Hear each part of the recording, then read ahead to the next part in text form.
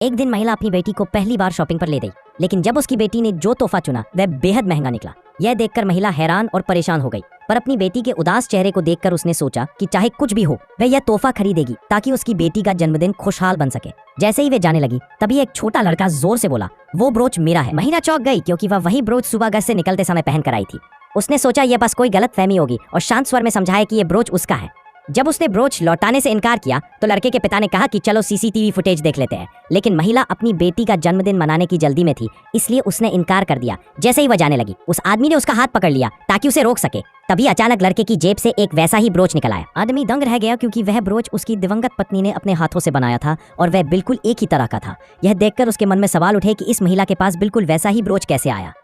उसने पीछे मुड़कर पूछने की कोशिश की, लेकिन तब तक महिला वहां से गायब हो चुकी थी। आदमी को लगा कि अब वह उसे कभी नहीं देख पाएगा, जब तक कि उसे यह पता नहीं चला कि उसका बेटा और उस महिला की बेटी एक ही स्कूल में बल्कि एक ही क्लास में पढ़ते हैं।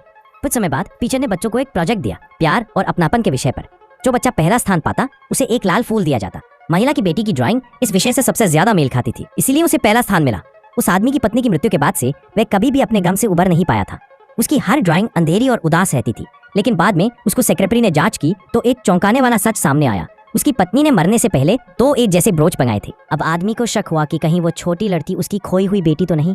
उसने चुपके से लड़की के बालों का एक रेशा लिया और डीएनए टेस्ट कराया। नतीजा चौंकाने वाला था, दोनों का डीएनए पूरी तरह मैच कर गया। ये जानने के बाद कि वह सच में उसकी बेटी है, उसने उस महिला का दिल जीतने का फैसला किया।